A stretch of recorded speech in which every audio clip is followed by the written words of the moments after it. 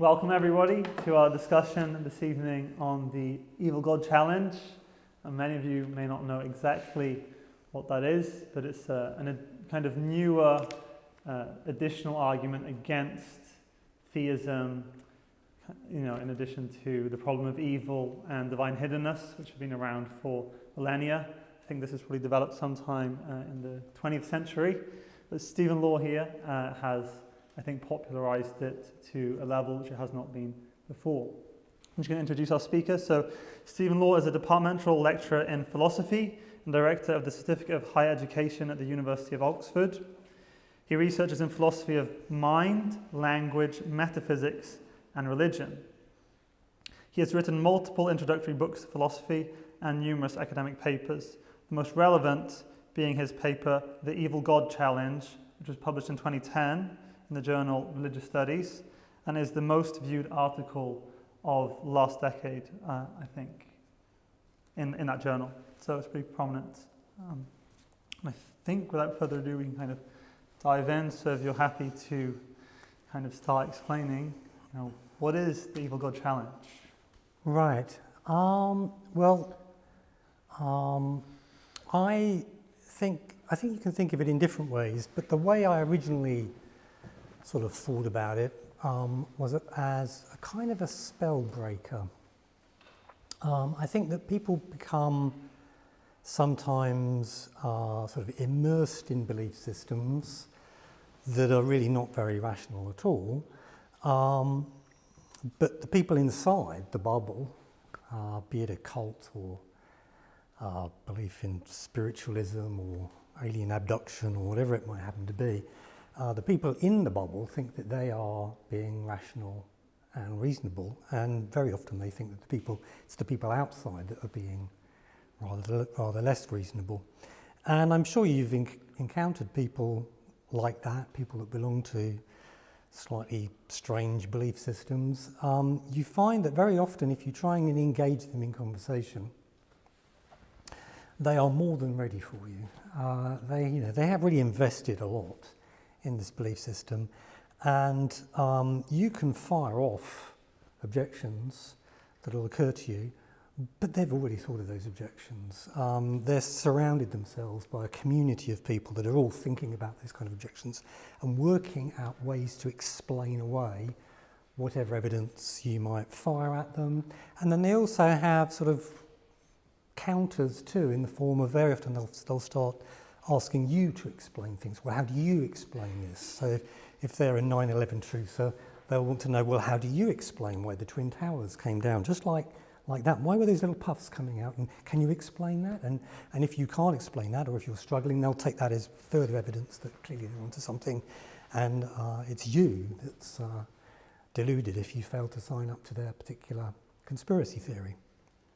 So we're all familiar with belief systems like that, and we're all familiar with the rather frustrating experience of meeting somebody that is within one of these belief systems and trying to engage with them, but you find that whatever you say, whatever you do, they've kind of already nailed it down. They've already thought of a way to shut down that line of argument or whatever it might happen to be. And that's one of the ways in which they convince themselves that what they believe actually is eminently reasonable, and it's you that's the fool for failing to recognise that. Now, as I say, if you've come at them head on, they're usually ready for you. So if it's for, I don't know, something like young Earth creationism, the view that the entire universe is 6,000 years old, very popular view in the United States of America. Polls suggest that maybe a third of Americans believe that the entire universe is around about 6,000 years old, and they also believe it's good science. And if you attempt to point to fairly obvious evidence against that, like, I don't know, the fossil record, or if you drill down in the Antarctic, you can see the ice cores are revealing thousands of years of history, or the White Cliffs of Dover. Clearly would take many thousands of years to produce that kind of a deposit, or the craters on the moon. So many craters, so few impacts. Clearly the moon's been there for a lot longer than 6,000 years, or light from distant stars If you go to a website like answersingenesis.com, you'll find that there are incredibly sophisticated and ingenious explanations for all of this stuff, all of this evidence. And even for the things that they can't explain away in this way, they can always say, well, God works in mysterious ways, doesn't he? I mean, just because we can't explain this, just because doesn't mean that actually what I believe is ridiculous. You certainly don't have any kind of fatal objection. And by the way, how do you explain how life began? Mr. Evolutionist who believes in an ancient universe. And of course, at that point, you might begin to struggle. So it's frustrating. How do you deal with people like that? Well, what you can do, given that they're ready for you if you come straight at them, is you can kind of creep around the side by using an analogy.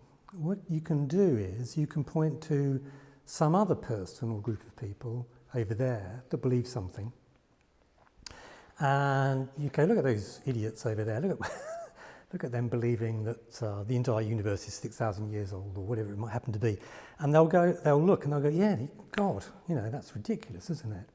And then you point out that actually the strategies that they are employing themselves to maintain this impression that what they believe is entirely reasonable are the exact same strategies. It's the exact same thing that's being done over there.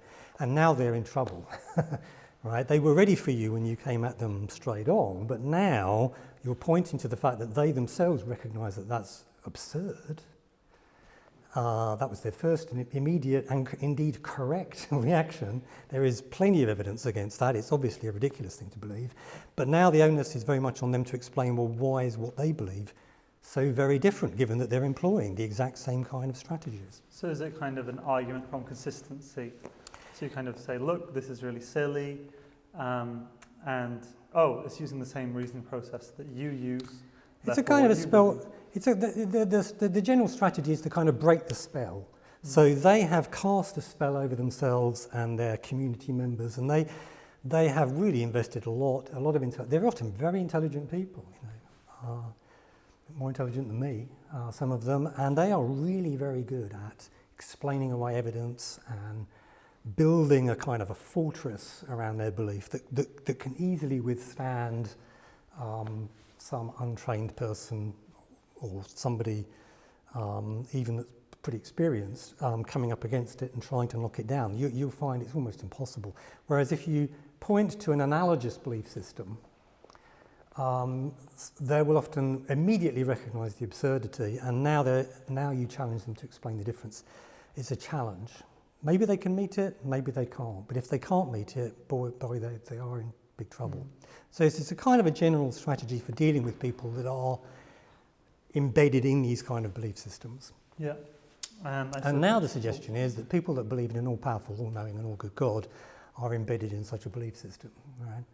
And if you come at them straight on, boy, are they ready for you. They've had thousands of years of cooking up explanations and strategies and firing off questions about mysteries and how do you explain this and where did consciousness come from and what is the ultimate moral yardstick and so they're very, very good at doing that kind of stuff.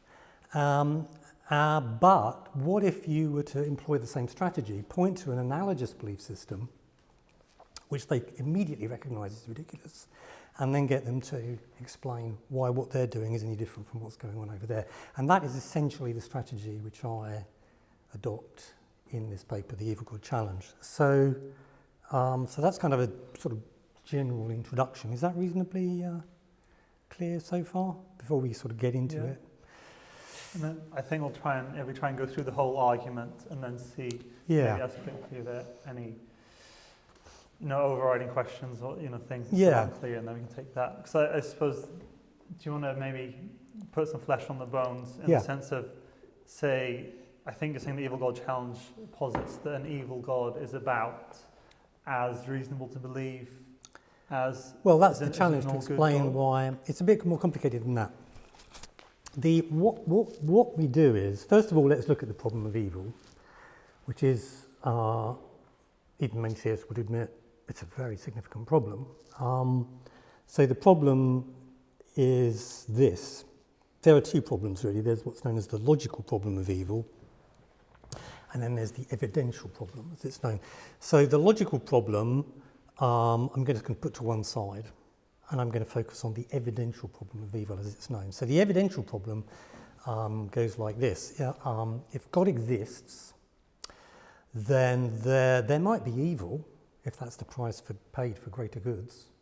Perhaps God inevitably has to allow for some evils in order to gain certain greater goods that more than outweigh that evil. But he's not going to allow for gratuitous evils, as we might call them, evils for which there is no God-justifying reason. So that's the first premise of the argument. If there is a God, then there are no gratuitous evils. There seem to be a lot of gratuitous evils. If you look around you, you see not just a bit of evil, a teaspoonful, you see an enormous amount of pain and suffering on an absolutely colossal scale. I mean, there's human pain and suffering, but then there's also animal pain and suffering that's been going on globally for literally thousands and indeed millions of years. I mean, vast, appalling suffering on an unimaginable, literally unimaginable scale. It's beyond my ability to even comprehend it. Is every last ounce of that justified? Is there a good reason for every last ounce of it? Seems highly unlikely to me. And then there's human pain and suffering. Take, for example, I mean, we've been around for, I think the current best estimate now is about 350,000 years. It's been pushed out a bit for around about 200,000 years, Homo sapiens as a species. For almost that entire period of time, up until very recently, around about half of you would already be dead, because childhood mortality rates were, in the vicinity of 50%. And those children would have died horribly, probably, from an infection, malnutrition, appalling suffering, slow, lingering, horrible deaths, and their parents would have had to watch them die. Ask any parent that's lost a child what's the worst thing they've ever experienced, and they'll tell you that is. That's just one example, right? I mean, absolutely appalling suffering, and there has to be a good reason for every single last ounce. If there's even an ounce of gratuitous suffering, gratuitous evil, there's no good God. Because a good God will allow evil if there's a good reason for it, but not otherwise. So, on the face of it, huge amounts of gratuitous evil. So there's no God. Then that's the conclusion that many atheists draw. It seems like a no-brainer to many of us. Seems pretty obvious that there's no God. But of course, the theists aren't ready for us. They have been working on this. They have cooked up all sorts of moves to deal with what seems to be overwhelming empirical evidence against what they believe. And the kind of manoeuvres they employ, I mean, I might add, actually, before we do that, that not only is there this very powerful evidence against the existence of such a deity, there's also very little in the way of a good argument for an all-powerful, all-knowing and all-good God. I mean, maybe you think the universe shows signs of being fine-tuned. I rather doubt that it is fine-tuned, but let's suppose that there is a good argument for a fine-tuner, perhaps even some kind of cosmic intelligence that's responsible for the universe. So what? I mean, that's a huge leap to the conclusion, and this being is all-powerful, all-knowing and all-good, whereas we have incredibly good evidence that whatever is responsible for the universe, if anything, it's not all-powerful, all-knowing and all-good. So we have very little in the way of a good case for a good God. You might disagree, maybe you think there are some good arguments. Personally, I don't think so. But even if there were some half-decent arguments, you're putting them on a scale next to the evidential problem of evil, which is going to catapult them across the room. I mean, the evidential problem of evil is such a massive problem for theism that even if you have some reason to think that, possibly there might be a good God, even if you can give a little bit of support to that by some argument or another, it's not going to be nearly enough. So now let's look at how theists tend to deal with this problem. They tend to, first of all, cook up explanations, just like conspiracy theorists do. they'll explain away the evidence in one way or another. So, for example, you can use free will to explain evils. You can say that, well, God could have created us puppet beings that always do the good thing, but he would want us to choose to do good of our own free will. So he's going to cut the strings and let us choose to do good, choose to help people. If we're just puppets that are compelled to help people, that's not moral goodness. It might be good, but it's not moral goodness because you're not a free agent that's choosing to do it of your own volition. So he has to cut the strings. As a result of him cutting the strings, some of us go around doing bad stuff. That's the price that God has to pay. That might explain some evil, the evils that we cause of our own free action, but it doesn't explain 350,000 years of very high childhood mortality rates, or literally millions of years of appalling animal suffering across the face of the globe. So, maybe we've got to put a little bit of a dent in the problem, but we've got a lot more work to do. So what other explanations could you offer? Well, you could do some more explaining away. You could say, well, a lot of this evil, a lot of this pain and suffering is for character building purposes. No pain, no gain, right? You've got my daughter's learning to ride her bike. Off she goes. I take the stabilisers off, as I have to. She's going to learn to ride the bike. She falls off. Oh dear, there's pain, there's suffering. But that's the price that we have to pay in order for her to be able to learn to ride her bike, and for her, and most importantly, for her to have a sense of achievement at the end.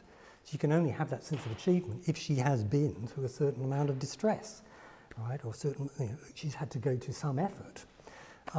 So similarly then, we are in a veil of soul making. So some theologians, yes, we experience pain and suffering, but it is there to give us opportunities, to allow us to grow and develop and become the kind of beings that God wants us to be.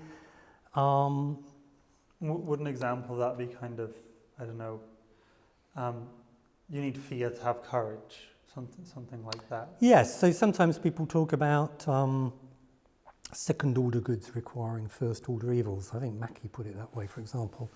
So the idea would be that in order to be courageous, which is a virtue, which is God is going to want us to have, you need things to be frightened of that are genuinely frightening. So that's a first order evil that you need in order to have that second order good of courage. And in order to be charitable, we have to have some needy people, right? You can't be charitable if there ain't no needy people. So in this way then, God has to put some evil in the world in order to help us grow and develop, become better people. So there's that character building kind of theodicy which you can offer. Again, it doesn't really explain very obviously millions and millions of years of animal suffering, because presumably that's God not trying to build the animals' characters. And the way that the pain and suffering is distributed, it doesn't really look like it's doing a good job in terms of character building, because people often bow out of this life absolutely destroyed by the pain and suffering through which they have been put. Their characters are not built up. They are completely annihilated, and they want to go. So, there are all sorts of drawbacks with this, but still, again, maybe it puts something of a dent in the problem of evil. You could also, why did God kill, around about half of all kids for 350,000 years? Character building? Maybe, doesn't seem very likely to me, but possibly that we can do something with that. And then there are other theodicies like what you might call a laws of nature theodicy. In order for me to do good, I need to live in a stable, law-governed universe. I need to know that if you're cold and hungry, I need to know that if I strike the match, it'll cause a flame, that the flame will produce heat, that these regularities occur, that the heat will warm you up, that the heat will cook the food, that the food will nourish you, and so on. So I need to know that there are these kind of causal connections, these kind of laws working, because otherwise I'm completely helpless. I can't help you at all. So laws of nature are very important. They give us certain opportunities, that and various others too. The downside to the laws of nature is that you get tectonic plate movements which produce earthquakes and tsunamis. pain and suffering, evil ensues, but that's the price God pays for the very great good of our being able to interact with each other as moral agents. That's the price you have to pay. So again, you can begin to put a little bit of a dent in the problem. You can see that none of these explanations is terrifically successful. I mean, not even in combination are they really dealing with the problem of millions of years of animal suffering, for example. But there's a get-out-of-jail-free card, which is also available to theists, called skeptical theism. Now, skeptical theism is the view that theism is true. It's a kind of theism. What are they skeptical about? Not the theism. What they're skeptical about is our ability to know the reasons that God might have for allowing evils. So we're just mere human beings. We may be able to think of some reasons why God might allow evils, but there could easily be reasons back there which are beyond our ken, which justify God in allowing the evils, and just because we can't think of them doesn't mean that the reasons are not there. And if for all we know the reasons are there, then for all we know there are no gratuitous evils at all.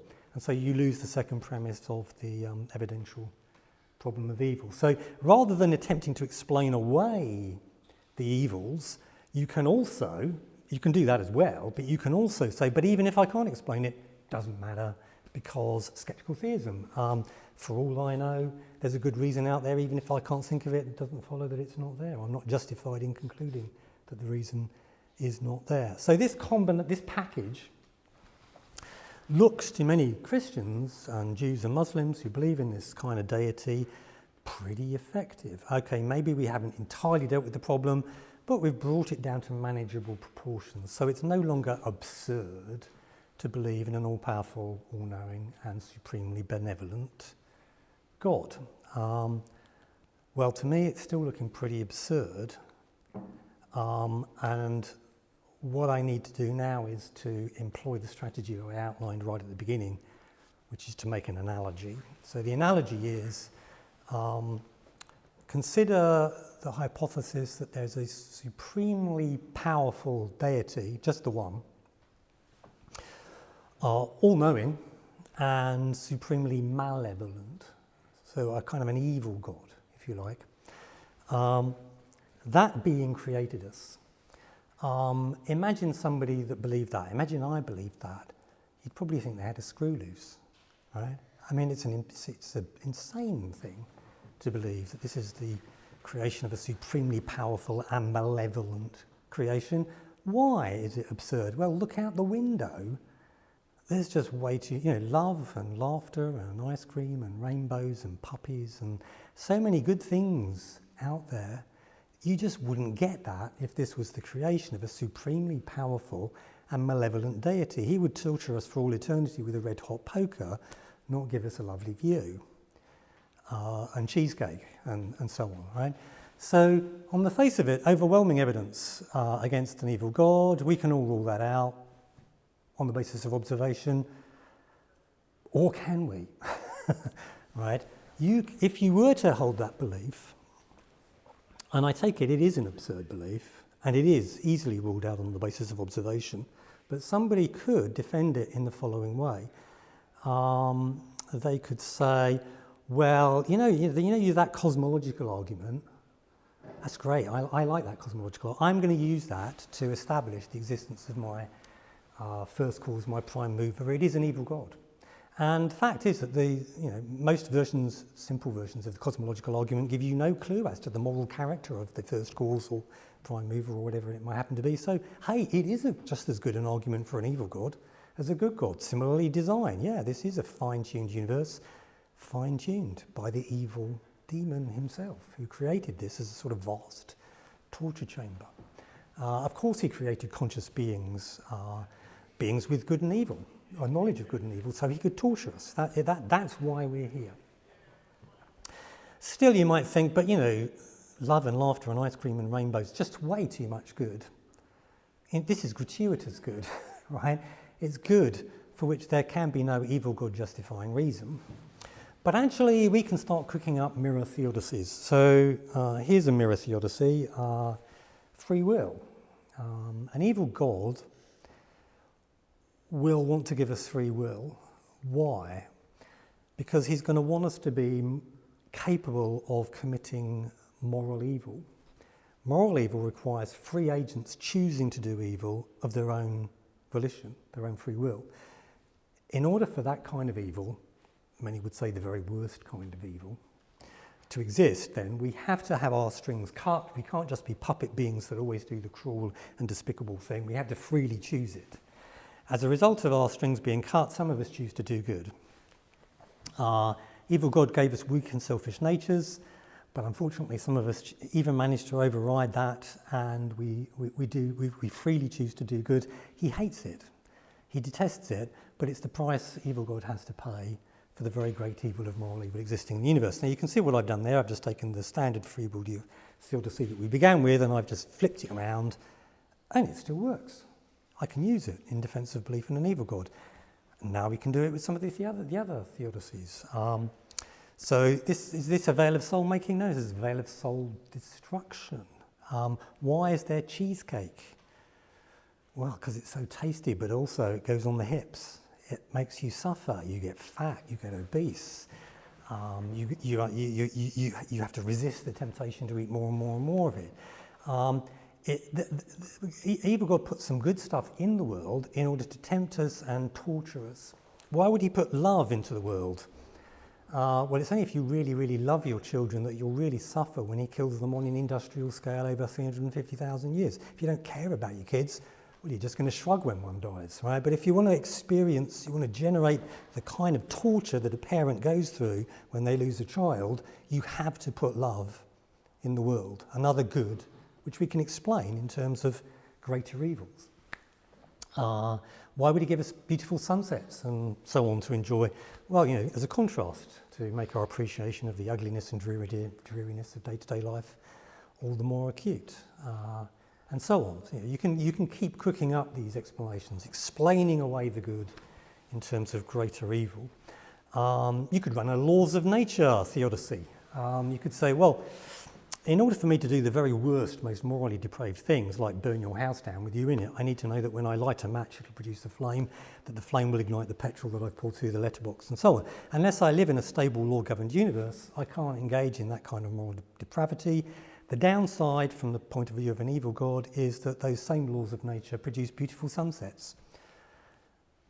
It's an unfortunate byproduct, so far as he is concerned. If you don't like my theodicies, and I've got many more, there's also skeptical theism. Works just as well in defense of belief in an evil God as a good God. So, for example, I could say, okay, I can't explain all the good in the world in defense of belief in an evil God, but I shouldn't be able to explain it. The fact is that there could easily be reasons back there that are beyond my ken, that are unknown to me, that do justify an evil God in allowing these goods, and just because I can't think of them, just because I can't think of these reasons, doesn't mean that the reasons are not there. So if skeptical theism works in defense of belief in a good God against the problem of evil, it works just as well in defense of belief in an evil God in the face of the problem of good, the reverse problem. So we're now beginning to see what appears to be something like a symmetry between the two God hypotheses. On the one hand, we have the good God hypothesis, on the other hand, the evil God hypothesis. The good God hypothesis faces the evidential problem of evil. The evil God hypothesis faces the evidential problem of good. Most people looking at the evil God hypothesis will go, yeah, that's ridiculous, because look at all of the evidence against it.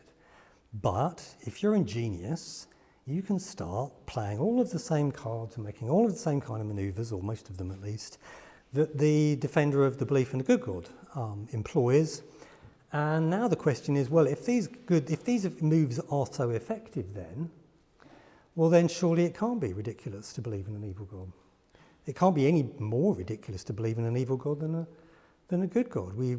Skeptical theism equally neutralises both objections. So the person that believes in an evil God is not particularly irrational. And in fact, they can employ many of the arguments for a good God because those arguments work just as well for an evil God.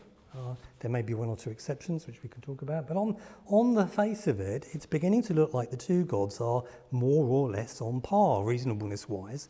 Now, you all know that belief in an evil God is absurd. We all know it's absurd, and indeed we all know it's absurd on the basis of looking out the window for 5 minutes. But if that is true, then the challenge then is to explain why belief in a good God is significantly more reasonable than that.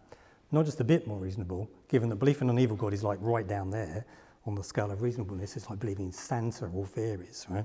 If belief in an evil God is that low, right, well, in order to get the good God hypothesis even halfway up the scale of reasonableness, so it's not an unreasonable belief, you've got to really do some heavy lifting now. And how are you going to do it? How are you going to show that belief in a good God is so much more reasonable than belief in an evil God? Personally, I can't see how you do it. That's one of the reasons I'm an atheist. But also what I'm doing here is, as I said right at the beginning, I'm offering you a kind of a spell breaker. People who are embedded in this belief system have convinced themselves that what they believe is perfectly reasonable, not unreasonable. They can deal with the evidential problem of it. It's not fatal to what they believe. And then they've got these arguments which they can wheel out. Now they need to explain why what they're doing and the strategies they're employing are reasonable, given that when that guy over there employs them, we can nevertheless all see that what that person believes is borderline nuts. That's the challenge. All right, so I think, to summarise, and maybe I'm going to try and distinguish the evil God challenge, as in it is in some sense a separate argument from the problem of evil, even though it's related to it, right? So I think, if I'm following you correctly, that you're saying that you have the problem of evil, people try and respond to that with kind of theodicies and or skeptical theism, or some people might do different things, use different theodicies and so on. But you're saying by and large, at least, maybe not exactly symmetrical, but by and large... A rough symmetry.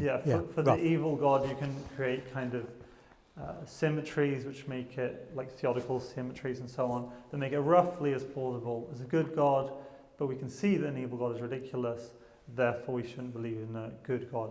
The mystery is why people can't see why belief in a good God is just about as ridiculous as that. And in fact, many of us can see it, and I'm one of them.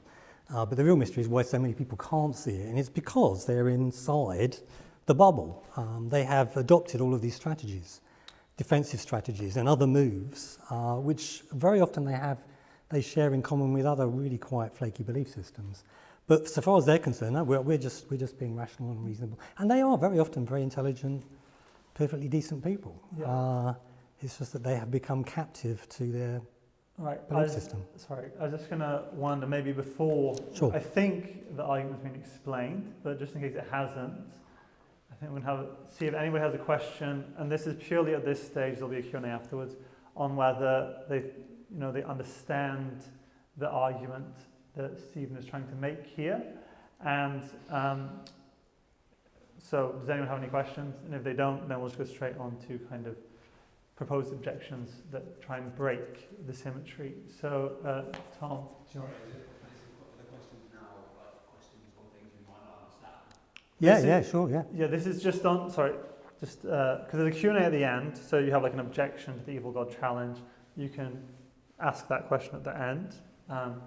But this is just at this stage, and if there's anything else that's not clear by the end, but at this stage, we're just asking, do you think you understand the argument that Stephen has made? And if you still have any questions over what the argument actually is, then ask a question. If you have an objection, leave it to the end. All right, so okay. I think in your paper you call it the symmetry thesis, the idea that roughly symmetrical probabilistically. And here, got a couple of... Well, so it seems to me, and maybe the challenge can be met, and maybe I've just not seen how yet. Maybe somebody will be able to do it. Yeah. But it's a kind of way of articulating why it seems to me pretty obvious that there's no God. Yeah. All right. Yeah. So I guess I'll start off with the first kind of objection, and this is that as an evil God, presumably likes deception. It's kind of good to trick people, or it's evil to trick people, deceive people, sorry. Does believing in an evil God undermine our grounds to trust our cognitive faculties to a significantly greater extent than Yeah. a good God does. Well, maybe, actually, yeah. I mean, if you did, I mean, obviously I don't believe in evil God.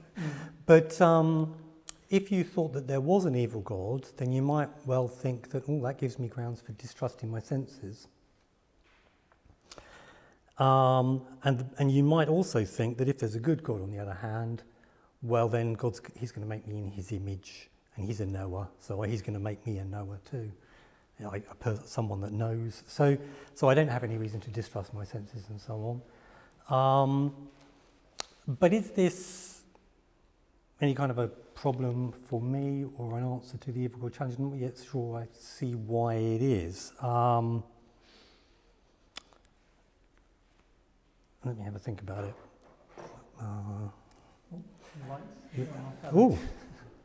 Oh dear. Just as I was going to look at my notes. Something to do with the session, maybe.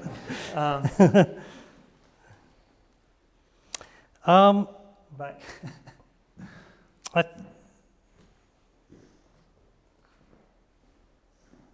I think that possibly what you've just established there is an asymmetry that actually works in my favour, if anything, because... Ooh.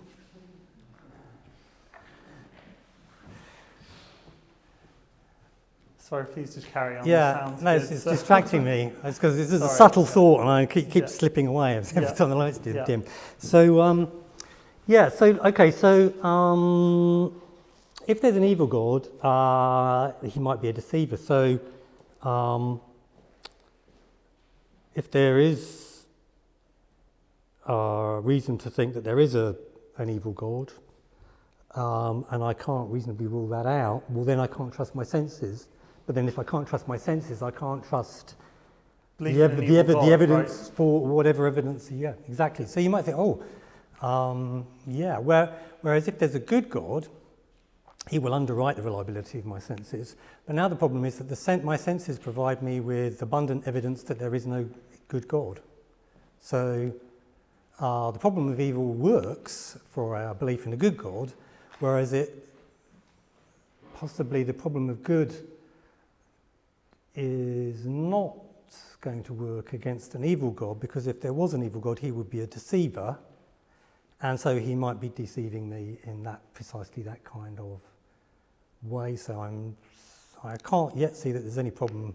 It seems to me like we're actually leaning a bit in the direction of an evil God at this point. Sorry, could I maybe try and clarify? So if it were the case that an evil God undermined one's ability to trust one's cognitive faculties, as in one's thinking process, that would also undermine the ability to trust any argument they put forward for an evil God, right? Well, so no, or any argument against it. Sorry, I think right at the beginning I sort of muffed it a bit and didn't make this clear. So if you come up with observational evidence against an evil God, okay, the problem of good or whatever it may happen to be, oh dear, if there is an evil God, you can't trust your senses, and so you're not really in a position to trust this evidence, which seems to be evidence against an evil God. You're kind of begging the question against the evil God hypothesis at this point by assuming that all of this good stuff really is evidence against him, whereas you can't assume that because he's a deceiver and he's going to try and, you can't trust your senses, so you can't rely on this evidence that you seem to have against an evil God. Whereas when it comes to a good God will underwrite your senses, and so you can believe that there really is a lot of evil in the world, and indeed then you've got evidence against a good God. So belief in a good God kind of undermines itself in the way that a belief in an evil God does not. Sorry, I think. I think we may be talking past each other slightly. Okay.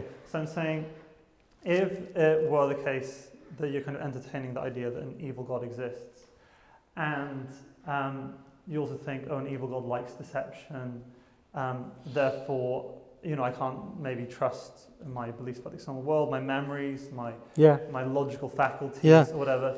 And that there is any good. Yeah, but so you undermine the problem of good as an objection. Presumably, people who believe in a God of any kind will think that, on balance, somehow it's reasonable to believe in God. So they might think that the kind of theodicies work or something like that, and they think there are all these other kind of moral arguments, cosmological arguments, and so on and so forth, for the belief in the particular God they believe in. So you have the evil God challenge who says, I've got the fine-tuning argument, I've got the cosmological argument. Oh, okay, you want to and focus so on the and so arguments forth. for. And Yeah. then there's the problem of good, but like this overcomes it, therefore I believe in my evil God. But then if you're like, but hang on a second, doesn't believing in an evil God undermine your ability to trust any of your cognitive faculties, which would include all of your reasons for believing in an evil God. So all your arguments for evil God go out the window. Yes, maybe you basically get some sort of like almost like global skepticism maybe. Yeah. Because all of your cognitive faculties are kind of undermined, given that you think someone's kind of extremely deceptive who's created you. Yeah, but you're now focusing on arguments for an evil God, whereas my challenge focuses on arguments against a good God, and then mirror arguments against. I haven't focused on arguments for God, or for an evil God. I haven't presented you with any arguments for an evil God, other than sort of pointing vaguely in the direction of the fact that, most of the classic arguments for a God are actually neutral as to his moral characteristics. Not all of them, though, to be fair. So I won't. So if I were to believe, if my starting position is there is an evil God, well then I can't really trust my reasoning. I can't really trust my senses about how much fine-tuning there is in the universe, about the cosmological arguments and so on. So I can't use. So it's true. So that would kind of undermine those arguments a bit. But those arguments were never really doing much work in the evil God challenge anyway. What does the work in the evil God challenge is the problem of evil. Because I mean, if we're going to be fair to the theist, we can't just say we're only going to look at the problem of evil and we can't consider any arguments for God, right? We have to take you could argue, but then let's focus on those arguments. Are there really, really good arguments for a good God? If there are, and there aren't mirror arguments, then they're good, then they're fine. But they're going to have to be really good. I mean, and here's why. The evidential problem of evil is a very, very significant piece of evidence against the existence of a good God.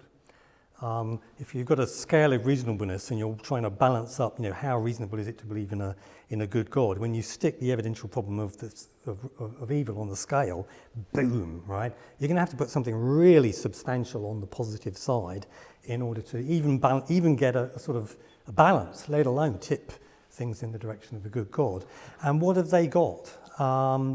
Well, many of the arguments for the existence of God seem to be neutral as to his moral characteristics, but there are some arguments. So, for example, there's a moral argument for the existence of a good God, which possibly you can't mirror for an evil God. And if that was a really good argument, a really, really good argument, then you might be in business. But, even many theists think it's a terrible argument. Richard Swinburne, who I think you've been dealing with or will be dealing with. We have him debating next week. Yeah, right? Ask him about the moral argument for the existence of God. He doesn't think it's any good at all. And he's a theist, right? So even the theists don't find these arguments for a good God, that particular one, terribly convincing. And no one else does either. Certainly that's not a theist, clearly.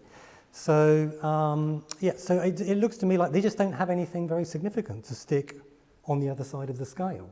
Even the theists are going, oh no, that's a rubbish argument. Why are you putting that on there? But if we're trying to say that obviously theists, and you're going to disagree with them, and we're not going to have a debate about the cosmological argument, the moral argument, and the fine-tuning. We're going to try and stay on the evil God challenge, right? But they're going to say, I have these reasons which make it, all things considered, at least reasonable for me to believe in God. And that's taking into account the problem of evil, right? That's what they're going to say. And then you say, you've got the problem of evil, you think it outweighs it. You're saying in addition to that, there's this other thing called the evil God challenge, which helps kind of show how absurd this is.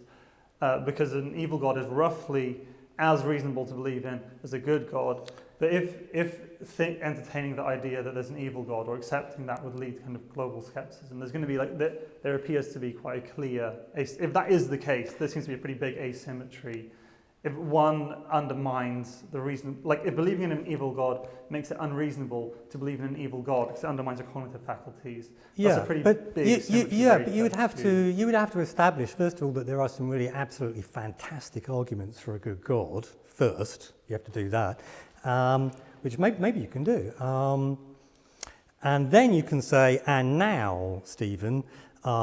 These arguments are not kind of self-defeating because a good God would underwrite my cognitive abilities and capacities in such a way that I would be able to have this kind of knowledge and run these kind of arguments. Whereas you can't run them for an evil God because an evil God is a deceiver, and so you can't trust your cognitive faculties, and then you can't trust the arguments or consider to be cogent the arguments that you're using for an evil God. If that's your point, I agree with you. But you're not really dealing with the evil God challenge, it seems to me. I'm just trying to understand, because you have, there's the problem of evil, which obviously, loads of people take very seriously. I'm just trying to see, what is it that the evil God challenge is adding to the problem of evil? It's not. If it's an incoherent thing to believe. Yeah, what it is.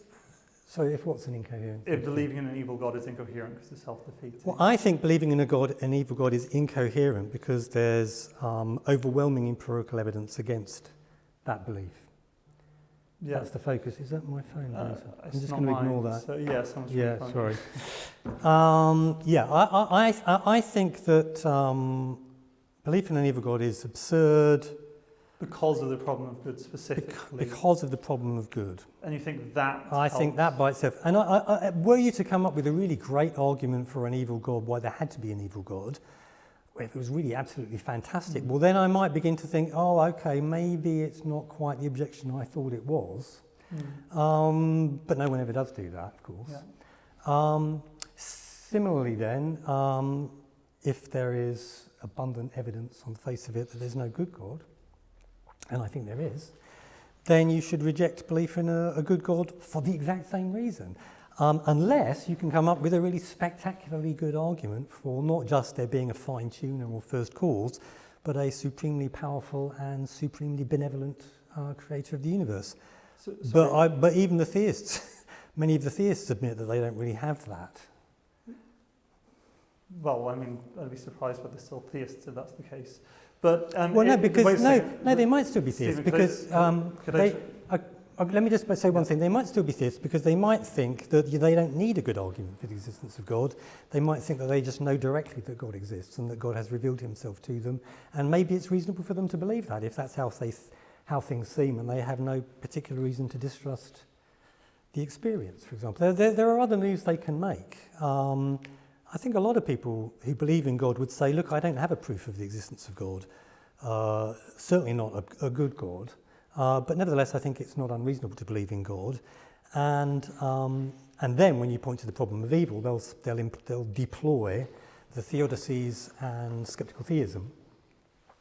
But they can still consider themselves reasonable believers even in the absence of a good argument. Yeah. Can I just try and just so I understand you clarify? So you're saying the evil God isn't necessarily, a similarly plausible thing to believe in as the good God. It just helps kind of show us how big the problem of evil is by showing us the existence of the problem of good on an evil God, and because when we come to theodicies, they're basically the same. Therefore, you don't believe in a good God, not because they're actually equally likely, all things considered. Would that be a fair something like assessment? That? Yeah, I think that the problem of good is fatal to belief in an evil God. And if it is, and I think it's pretty obvious that it is, then the question is, well, why isn't the problem of evil fatal to belief in a good God? And you might say, oh, well, Stephen, you've missed out the fact that there's some very obvious, really great argument for the existence of a good God, but I don't think I have. Yeah. But maybe I have. Or there may be lots of small arguments that cumulatively. So, yeah. Okay.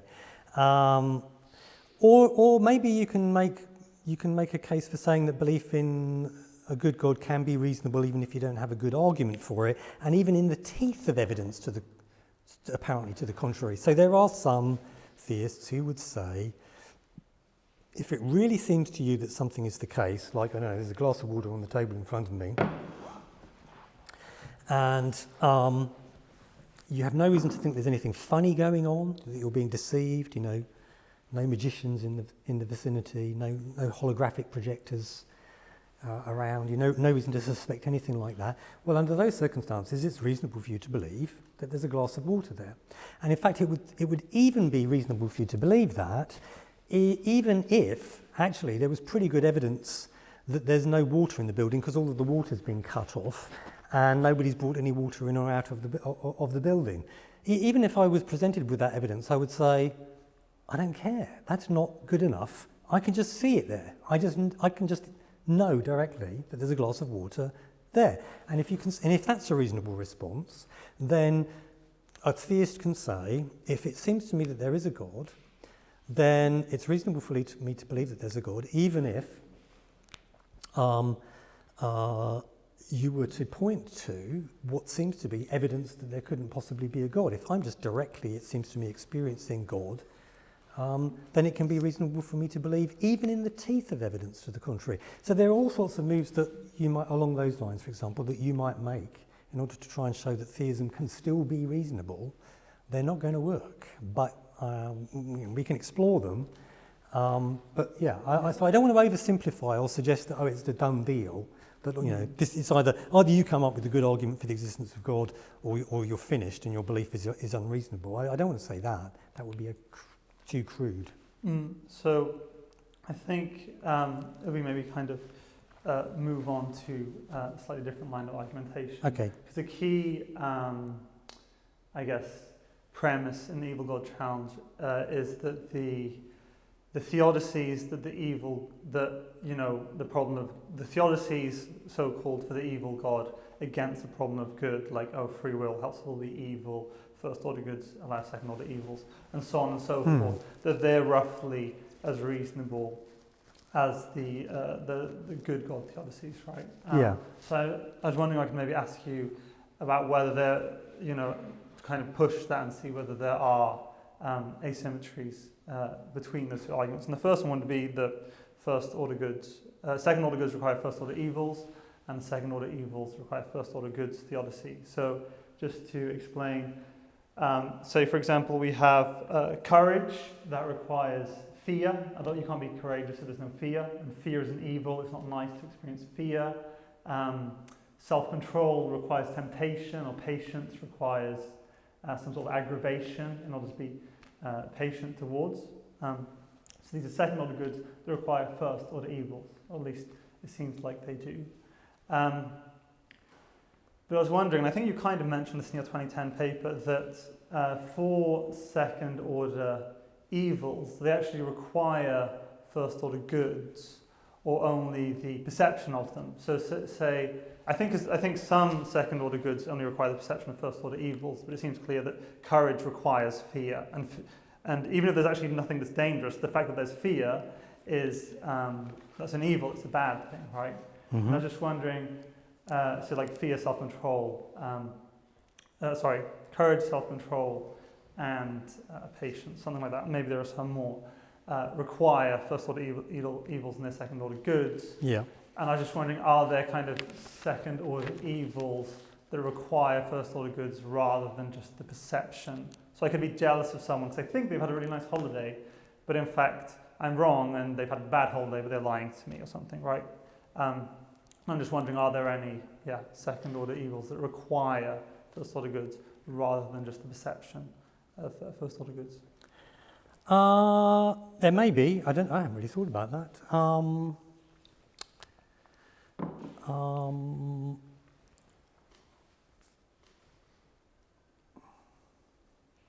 Yeah, I mean, I guess what you'd be looking for is something like the fear bravery analogy, because then you're not dependent on anything outside of yourself. The fear is negative, yeah, right? So it's not nice that sort of a scared. case is what you'd be looking for, isn't it? I haven't really thought about this, but and now I'm tired and I'm struggling to think of examples. But let's see if I can. Unless anyone else has got one. Yeah, what have you got?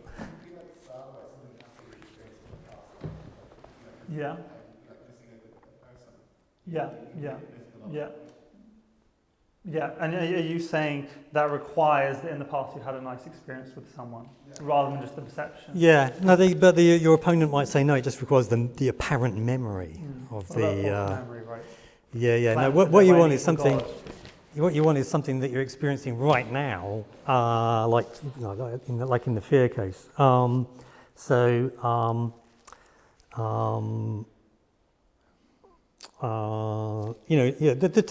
The taste of this cheesecake. In order, it has to be really. In order for me to go, really feel the guilt about the fact that I'm enjoying it so much. Something along those lines. We could probably come up with that. Couldn't you just think that you were eating a cheesecake 5 minutes ago? No, the Still. cheesecake might be illusory, but the experience that you're having now of the delicious creaminess, that you can't be mistaken about the experience. So you can be mistaken about the cheesecake, but the experience, no. And so, in order to feel guilty about that experience, that nice experience, which you are definitely enjoying and is not illusory, in order to get you require that in order to get the second order evil. There you go. That does it. But can't I be guilty about the cheesecake that I think I've eaten 5 minutes ago? Yeah, but what we're talking about is feeling guilty about this experience of enjoyment that I'm having right now. But as in guilt, which is the second order evil, can't that just arise from thinking that you've done something, had some good that you obtained in a bad way? No, I thought I ate cheesecake 5 yeah, minutes maybe. ago. Okay, I'm yeah, guilty. yeah, maybe. Where are we going with all this, though? I've forgotten. I guess we're just trying to see if there are, because there are lots of theodicies, and we're not going to have time to go through all of them. There are probably tens. I'm not saying all of them are good, but we're trying to see, are there kind of asymmetries between certain theodicies? And yeah, there certainly are. I mean, as I point out in the Evil God Challenge, the paper, there are asymmetries. So, I mean, an obvious one is it's very difficult to come up with a sort of mirror theodicy to the Augustinian fall theodicy. So, you could try and explain the natural evils that we experience, death and pain and suffering in the world, is a result of Adam and Eve disobeying in the Garden of Eden and eating the fruit of the tree of knowledge, and that corrupted not only themselves, they became sinful, but they'd also corrupted nature itself. And so death and pain and suffering entered into the world through their disobedience, through their sin. And that's why it's still here. That's why the pain and the suffering exists throughout the world. So now, is there a sort of way of mirroring that one? I can't really think of any obvious way of mirroring it. But it doesn't really matter very much to me, so far as the symmetry thesis is concerned, because it was always a really rubbish theodicy. I mean, it requires that the entire universe be 6,000 years old and that there was an Adam and Eve and blah, blah, blah, and sin be inheritable. And it's an absurd theodicy. So it doesn't really change very much. And perhaps just as importantly, there are theodicies on the other side which may also not be flippable back in defense of a good God. Yeah, I'm more than happy to admit that there may be some asymmetries. I think sometimes people say, free will is an intrinsic good. So by evil God giving us a free will, he's giving us something good. So there's an asymmetry, yeah, but not one that matters terribly, because so long as there's a good reason for both an evil God and a good God to give us free will, maybe there's a slightly better reason for good God to do it than an evil God. It doesn't matter as long as there's a good reason for us to be given free will, and then that free will can then be used to explain either the evils or the goods. So yeah, there can be local asymmetries, one way and the other. One of the things that Richard Swinburne said to me when I first sort of explained this to him briefly was, but what about religious miracles and religious experiences? Now, isn't that an asymmetry which can be exploited? And religious traditions, right? So it's certainly true that some people claim to have experienced God, a very positive being, has had a positive effect on their lives. You don't find similarly experiences of an evil God, so no symmetry, right?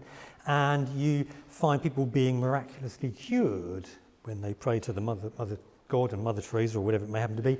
You don't find reverse miracles of that sort going and you find religious traditions which talk about a good God and so on. You don't find religious traditions talking about some sort of evil deity.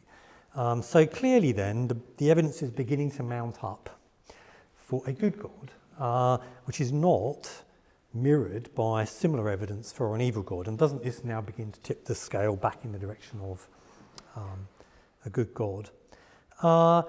Possibly it does a bit. You've still got the massive boulder that is the evidential problem of evil. But maybe we've attached a few helium balloons to it. But possibly what we've just been given is actually some evidence to think that there's an evil God, not a good God. Because actually, if you think about it, if there is an evil God, he'll probably make appearances to us, but they're going to be deceptive. So he will appear to us as a good God.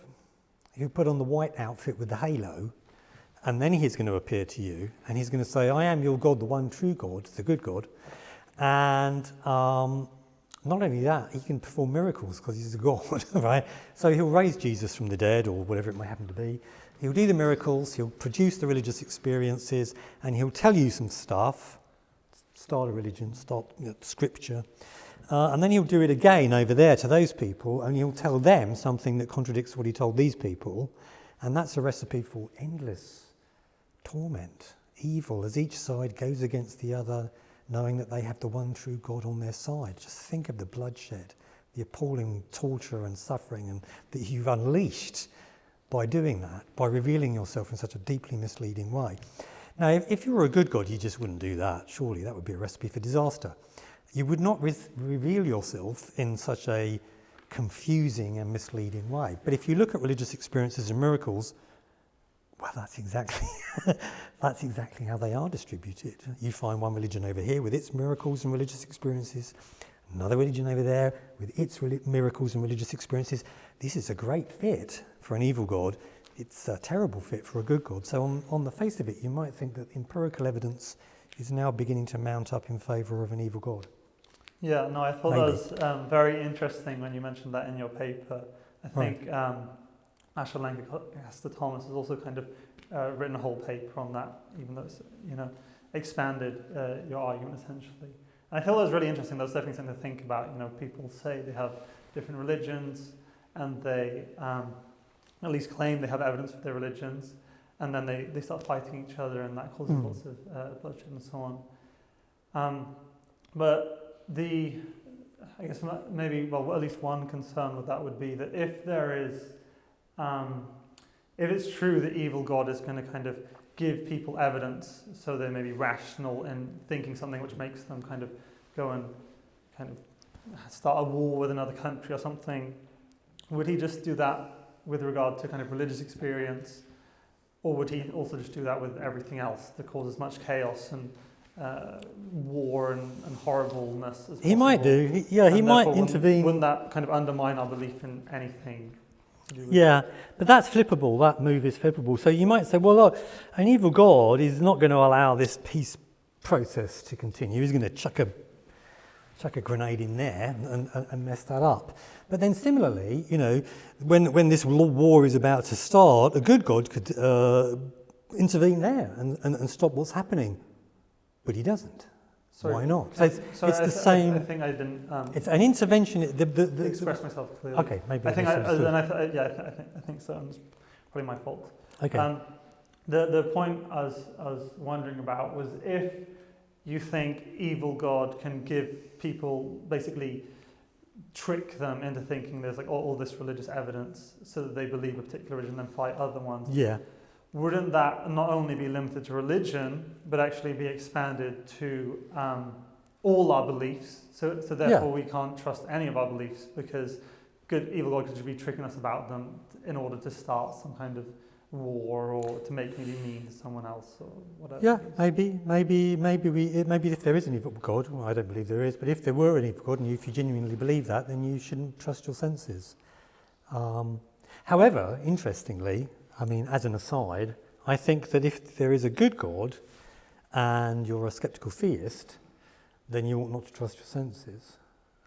interestingly. Yeah, I think we probably should park that discussion Right. because that'll go too much into Okay. try and focus on the evil God Yeah. challenge. And there's skeptical theism is a whole family in and of itself. There's a long tradition. There's a long tradition of theists saying that unless you believe in a good God, you can't really trust your senses. I mean, you find that kind of thought in Descartes. You need God to kind of underwrite the reliability of your cognitive faculties. And then more recently, you find people like Alvin Plantinga arguing that unless you believe in a good God, you end up with kind of a self-defeating belief. If you believe that you're just a product of natural selection, there's no particular reason to think that you've evolved reliable cognitive faculties. I don't think we're going to have time to go into Plantinga's argument. I wasn't going to give it. Yeah. I was just pointing out there's a long tradition of religious people offering those kind of arguments. Maybe moving on to something more to do with the kind of character of God, or what a good or evil God would do. If you think someone is very loving, maybe maximally loving towards someone else, it's a question of what do you think that they would want for that person, and what would they kind of prioritize? Because I think, and maybe let me just flesh this out a bit. If you love someone, you're generally speaking going to want them to have a wonderful time. You're going to want them to experience pleasure, friendship, and all of this, right? But you're probably also going to want them to grow in character, right? You're going to want them not to be a spoiled brat, but to be a virtuous person, at least generally. I think most parents would say they wouldn't put their child in the experience machine if they could. I know that seems intuitive to me. I know Tom disagrees, but anyway. Whereas if you kind of hate someone to a very large extent, what is it that you want for them? At least intuitively, to me, and you can maybe spend a bit of time on this. You're going to be significantly more concerned with them suffering rather than them becoming more corrupted in their character. So, like, say I really hate someone, or I really hate Hitler or something. Do I want his character to be more corrupted, or do I just want him to suffer? Because sometimes, obviously, character growth and pleasure can be in tension. At least it seems like it could be sometimes. And if kind of soul-making theodicies work, that seems reasonable. So maximal love isn't just maximal pleasure, whereas at least maybe it seems somewhat intuitive that maximal hatred is primarily concerned with just suffering rather than moral corruption. And I was wondering what you'd make of that. Well, evil God isn't simply a hateful God. He's an evil God, right? And an evil God will want moral evil to exist, because, as any religious person will probably tell you, or most of them, moral evil is the worst kind of evil. It's much worse than mere natural evil, right? So do you mean experientially or morally? Moral evil is the particularly bad kind of evil, particularly evil form of evil, and so an evil God will want moral evil to exist, and so he's not just going to be interested in torturing us for all eternity with a red hot poker. He's going to want to ensure that we behave in morally depraved ways. So you're saying that part of what it means to be maximally evil is the desire for others to become maximally morally corrupt. Well, to create as much evil as possible, including the most horrendous forms of evil, including moral evil. So he's going to want to give us free will, then, for example, and not just torture us, but also put us in a situation where we're going to do the most disgusting, morally disgusting things. Because obviously as there is with a kind of good God and moral evil, there's going to be a trade-off. So at least so the story goes. The good God obviously wants our pleasure, but he needs to allow for us to experience maybe lots of pain in order to grow our character in significant ways. And that's because he kind of, loves us, and love is relational and it involves kind of wanting the other person to grow morally. But why didn't he just make us good? Why do we have to grow? Why can't we just be great to begin with? Well, that is... I mean, sorry. But, well... Let me reply. I mean, I don't want to kind of go off into, we've only got maybe 10 minutes left for the Q&A, so I don't want to go into a huge tangent on kind of moral progress and so on. But I think theologians would argue something along the lines of it's not morally virtuous if you're just made with good character traits, right? You have to kind of grow towards them. And, we can argue about whether that's a good argument or not. And am I not going to be able to say the same about truly evil character traits? That you can't just make somebody evil; they need to to be morally evil. Yes. Yeah. Is that not also going to be true? I think, at least to me, it seems like that applies. But I was just looking earlier on the, I typed in like vices or something like that, and looked at kind of a list of what they included. And I mean, I think the prime one, I think the kind of most important one, maybe ontologically primal or something one, would be hatred, which I think is, at least seems like it could be more obviously than love, to do with just ill will towards someone, and that meaning wanting them to suffer. Like if you really hate someone, and it's like you could either, they become really morally corrupt and have a great life, or they have a horrible life, but maybe they grow morally. I think the person that hates them is going to very obviously choose kind of they suffer those. Whereas, well, I just don't think of an evil God as just being a God of hate. So there's so much more to him than that. You're missing out. Is there important another stuff? He's going to want moral evil. He's going to want the most horrendous vices, and the truly vicious person is not the person that he just makes that way. It's the person who goes on a journey and themselves that makes themselves like that. Yeah. And so we have again we've got a symmetry. You want to say that what vice is it that makes someone want someone else to become morally corrupt? Well, just being evil and loving evil. You want to maximise evil. Yeah, but like, you just want to maximise moral evil? Is that the kind of... Well, all of it, but you don't want to miss the moral evil out. That's going to be important in the... Because that, like, it at least seems like there might be a kind of bit of a tension here. So if you have something like envy, right? Envy is, if you're maximally envious, you probably couldn't bear to see anyone else experience anything which is good at all, if you're maximally envious, which would maybe imply that an evil God wouldn't be able to create us such that we have good experiences, because he just can't bear it, because he's maximally envious, right? Or if he's he's not just envious though. I mean, again, you're focusing on one thing, one bad characteristic of evil God, but ignoring the other things.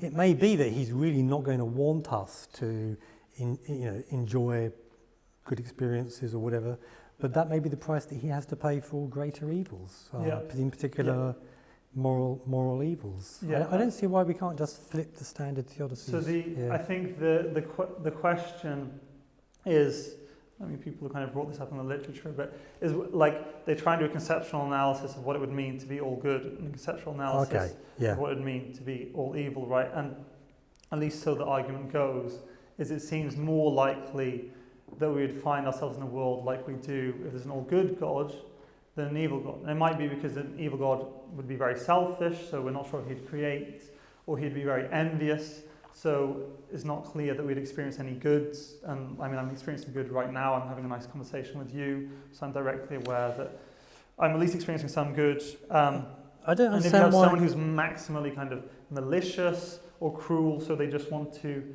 take joy in inflicting as much pain as possible on other people. Well, if he was like that to the maximal extent, it seems like I wouldn't be having the experience I have right now, right? So there seem to be multiple vices, and if taken to a very high degree, it seems to be unlikely that I'm experiencing what I would right now. And I'm wondering, also I think a good God wants us to have pleasure, but if there are kind of multiple vices on the evil God side, and only kind of maybe one thing or something on the good God side, would there be another asymmetry? I think what you're doing is you're taking different aspects of evil God and saying, let's just look at thinking of him as hateful, or let's just think of him as envious. So if he's envious, then he's not going to want us to ever experience anything good because he'll be so envious, right? But that's to overlook the fact that he's not just an envious God or a hateful. There are all sorts of things, all sorts of aspects to evil God. In particular, he is going to desire evil be maximised to the greatest possible extent. I mean, that's probably his defining characteristic. And so, let me finish. So that means then that he's going to be, maybe he will be envious of you, but because he's had to give you something good in order to maximise evil. But that's not going to stop him from doing it. In the same way, you could say about God, that God is generous. And so, of course, he's always going to give you everything that you want then, isn't he? Because he is limitlessly generous. No, he's not going to give you everything he wants, because there's more to him than just generosity. He's also a God of love and a God that wants to maximise goodness, and he can't maximise goodness if he just gives you everything you want. So just focusing on his generosity is a mistake. You're overlooking the fact that there's a lot more to God than just being super duper generous. And in the same way, then there's a lot more to an evil God than just being super duper envious. I can't see that there's any asymmetry here. So what I'm trying to question is whether, because with a good God, I think he kind of desires our pleasure. So like obviously that would be in tension with the fact that we suffer. So kind of goodwill towards us. Although obviously we're saying being loving towards someone doesn't necessarily entail that you always prioritize their pleasure over everything else, as often people don't do with their children and so on, right? But with the evil God, there seem to be multiple vices which all... So, because we're trying to think about what would it mean, we're trying to entertain the idea, okay, there might be an evil God. What would it mean for an evil God to be maximally evil? So he'd probably be deceptive, he'd probably be envious, he'd probably be hateful, he'd probably be, what else is there? Selfish, he'd probably be manipulative, he'd probably be malicious. And it seems like, I don't know if it's most, he probably might be very lazy, you think that's moral evil, but a lot of these wouldn't lead us to expect us to be living, well, maybe even any creatures at all, or if there were creatures that they would be experiencing any pleasure whatsoever. So because you're trying to say like what is maximally evil, what gets the right balance, and it at least seems quite plausible that the most evil thing there is would just want to put us in maximal suffering for all time, and we wouldn't be able to concentrate on anything else because we'd just be experiencing the most horrendous amount of suffering for all time. Because that seems very malicious, it seems cruel. It would satisfy enviousness because we wouldn't have to. And this is sensory torture, it'd be very hateful. Lake of fire and all that. Yeah, exactly. So there'd be. Okay, but then you're going to miss out all of the psychological torment. The torment of the parent that's just watched her child die in agony. I'm talking about as much pain as it's kind of possible to be in. Yeah, but that requires that she loves the child, so he's going to have to put some love in the world. Well, then you don't think that it's possible. So it's not just going to be endless lake of fire.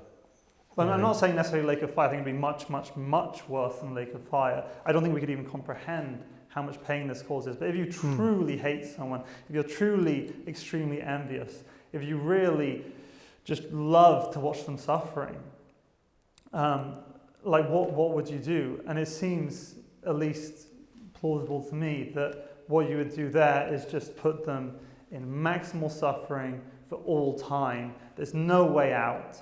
They can't concentrate on anything else because it's so bad. And that seems like that could be far, far, far worse, even than something as bad, which I'm not trying to obviously under-exaggerate that, but even something as bad as losing one's child. Whereas in a good God case, I'm not sure if there are multiple traits that would kind of stack up in that way. Yeah, well, it's because I think you're just focused on this sort of hate and wanting to inflict suffering aspect of an evil God, but he's kind of a bit more rounded. But as a character, as I keep pointing out, he wants to maximise evil, and you can't do that if you just poke people with a red hot poker all day. It's not. You need to do a lot more than that. In just the same way as God is generous, no doubt, but there's so much more to God, and he's going to want the best possible creation, and he can't have it if he just keeps giving everyone what they want. Yeah.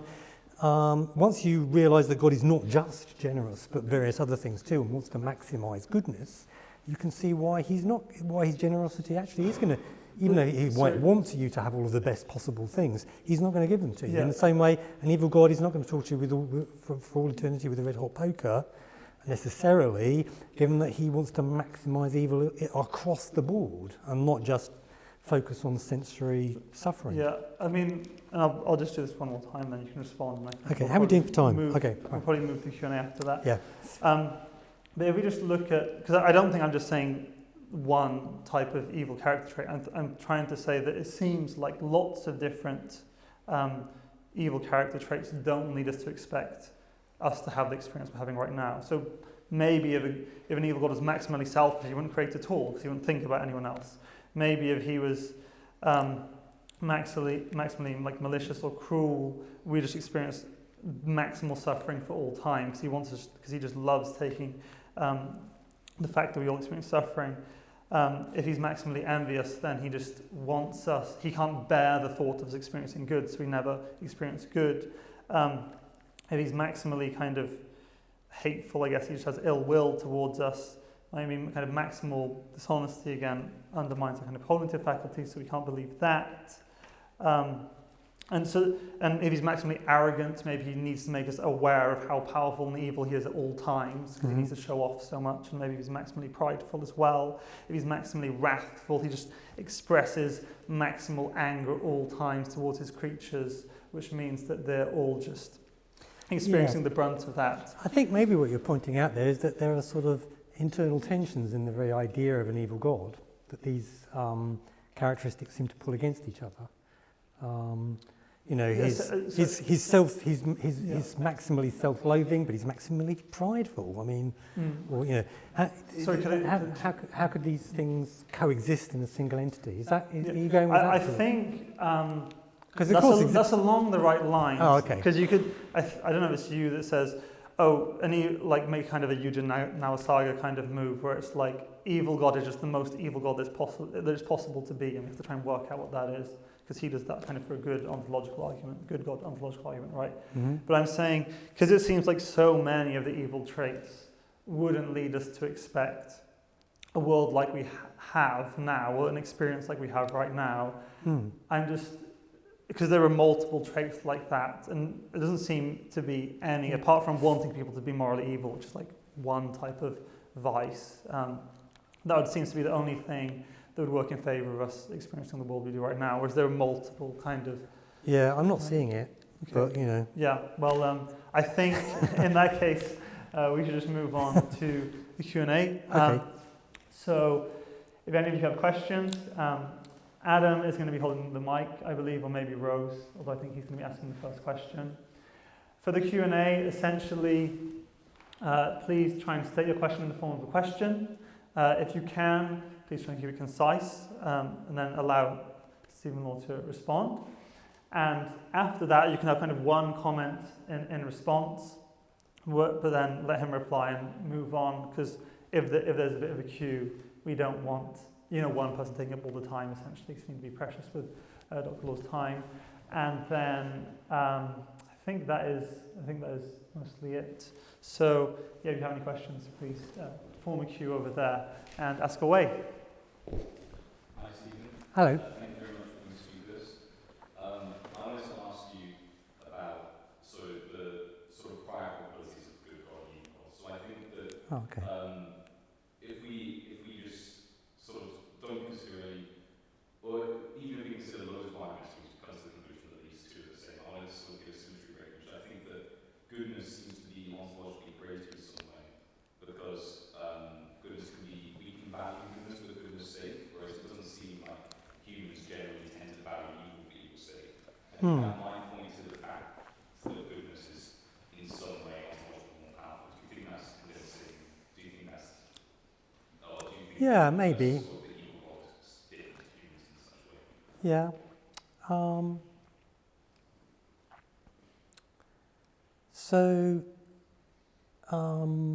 You could try and exploit in various ways differences between good and evil, and theists sometimes, I'm not entirely sure I'm addressing your point, but some say that actually, for example, a simple privation view of evil is that evil is a kind of an absence.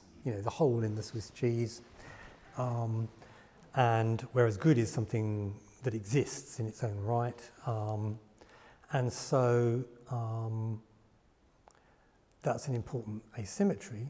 And we can exploit that then to show that there's some deep asymmetry between the good God hypothesis and the evil God hypothesis. The evil God hypothesis is incoherent because something that's all evil is all whole and no cheese, right? It doesn't exist. It couldn't possibly exist. Makes no sense. I don't think that's exactly your point, but we're in the ballpark. Yeah. So, but my response to that is that even if you could show that there was some such asymmetry between good and evil, even if it was as spectacularly big as that it simply doesn't make sense to talk about an evil God, whereas it doesn't make sense to talk about a good God. It doesn't really have very much effect on the evil God challenge if you understand the challenge as the challenge to explain why, if we would nevertheless rule out an evil God, notwithstanding any further internal logical problems, but just on the basis of observation of the goods that exist in the universe, if you would rule an evil God out on that basis, notwithstanding these other problems, then consistency requires that you rule a good God out on the same basis, observed evils. Even if you could show that there was some such asymmetry, it doesn't really deal with the evil God challenge. It just shows that, okay, evil God is really low on the scale, and now we've pushed him even lower. But he was already that low just on the basis of observation of the world around us, and now you need to explain why you're sticking your good God any higher than that, even if you've then managed to get the evil God even lower on the scale. Yeah. So, depending on exactly how you understand the evil God challenge, I don't think that really deals with it. But maybe I'm wrong, I don't know. But yeah. Okay. I think your point was subtly different, and I didn't really deal with it, but maybe we'll talk about it afterwards. Yeah, okay. You seem to agree with Sam when he said that if an evil God exists, you wouldn't be able to trust your senses. But I don't know why wouldn't you just think that if an evil God exists, then you would want you to be able to trust your senses so that you can maximally inflict pain on other people? Wouldn't that just be a solution to that challenge?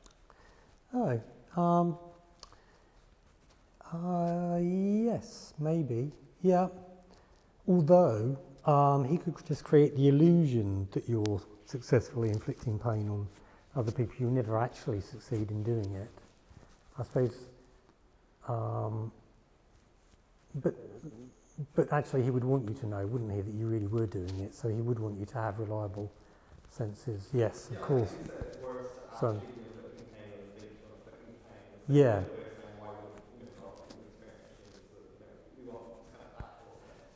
Yeah, he's going to want you to believe it, and he's going to want you to actually do it, but he doesn't necessarily need you to know that you're doing it. He just needs the belief. That's going to be enough, isn't it? Or maybe.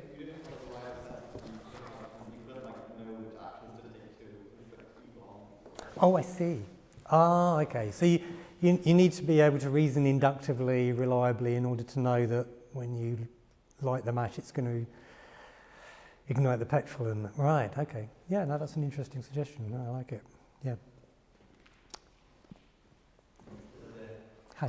Why is it that we should be concerned with whether or not one is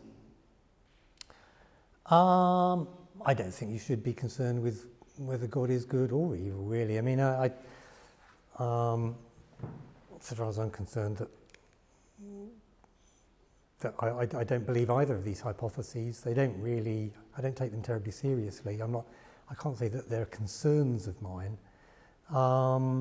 My concern is that many people believe in one God rather than the other, and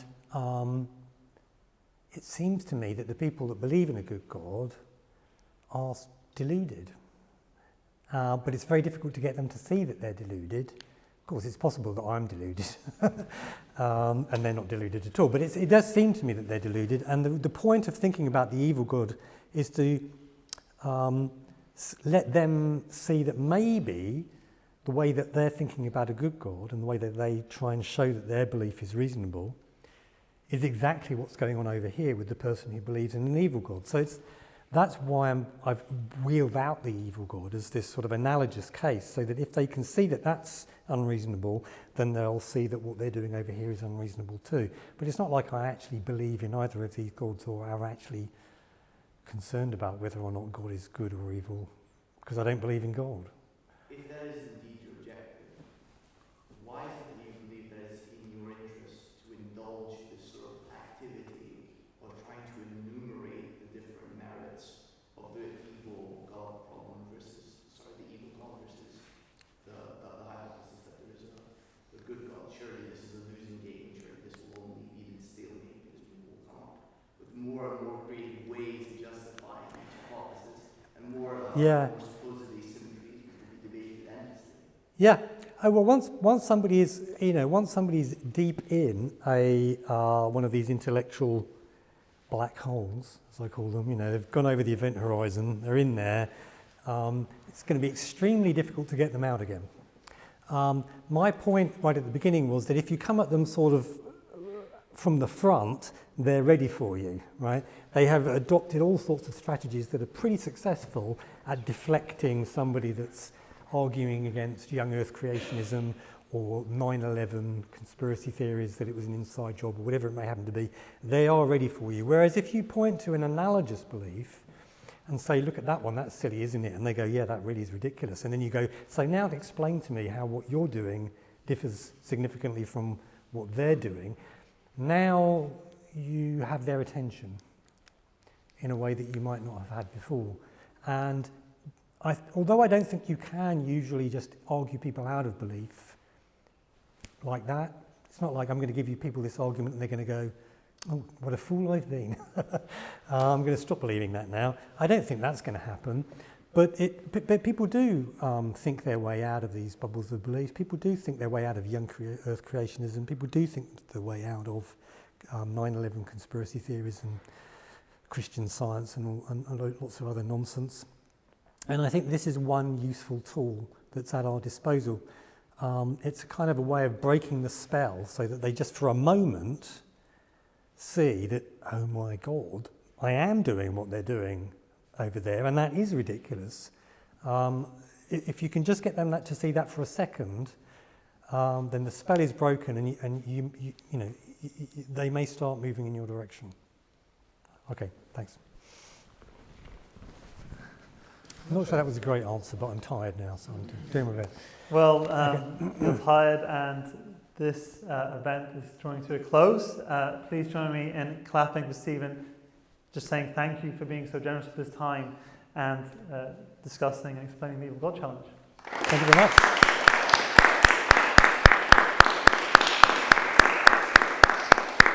It was a pleasure. I enjoyed it very much. Thank you so much. We really appreciate it.